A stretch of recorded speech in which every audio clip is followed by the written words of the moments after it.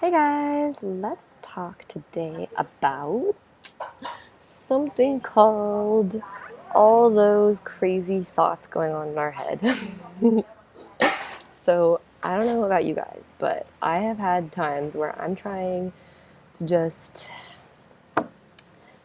chill out and meditate or whatever, or just do something in my life where I can flow, go with the flow, and not be totally taken over by these thoughts running around like little, mice running around in my brain.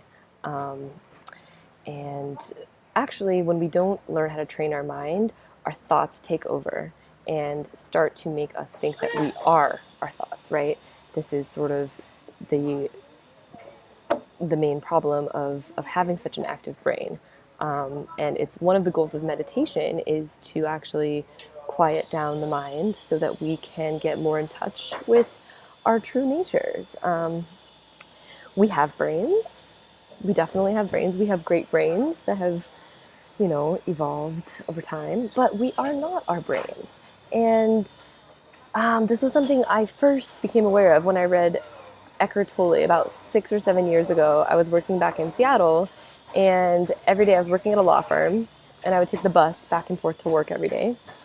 And one of my favorite parts of the day was just picking up this book. I don't even know where I found it, but I found The Power of Now by Eckhart Tolle.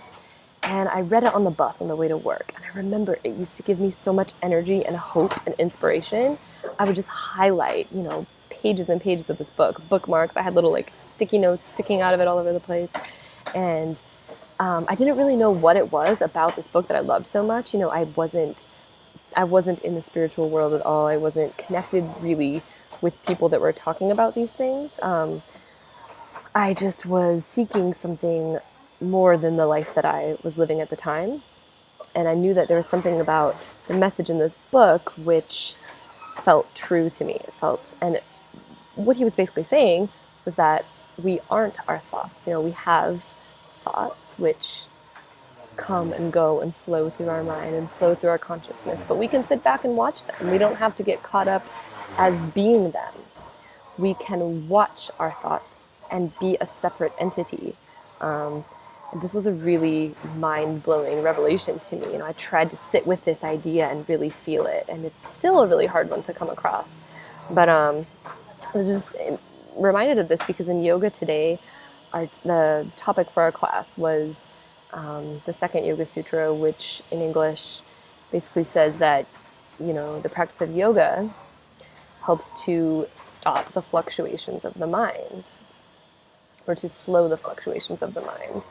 And the message was essentially that we're not trying to silence our mind through meditation, through yoga, through spiritual practice, because we need our minds. We use our mind as a tool, and we just need to do two things. We need to realize, A, we are not our minds, not to identify with the thoughts, but to watch them. And the second thing is to learn to quiet them and control them a bit and not to let them go rampant like a hamster, a crazy, hamster on caffeine or something. We are the ones in control. And we can quiet them enough so that we can reach a place of peace inside and move through our life in a more conscious, directed way, like just going from point A to point B calmly without all of these other thoughts, like dragging us to the future, dragging us back to the past. Oh, this happened. Oh, this might happen. We can be present. We can be present, and we can fully take in everything around with our senses, because we don't need to process the world through only our brain. Our mind is so full of thoughts. So many of these thoughts are just old patterns too. I think I made another video about old stories, and just notice when these stories are happening. Don't get caught up in that. So the message, I guess, today is just observe your thoughts. When you have a thought coming up, if it's a new thought, if it's an old one, just notice and smile and say, cool, wow, that thought's coming in. I'm like the sky. I am the sky, vast, blue, infinite. My thoughts are the clouds. They come in, they go out, they change. They're not good, they're not bad, they're just there. There is some peace. This is not like too super woo-woo, it just is. I was just reminded by a friend the other day. Her name's Jordan, and she's awesome, and she's also doing the video challenge with me. She reminded me to never apologize for woo-woo. So, no more apologizing for woo-woo. Here is the woo. We love the woo.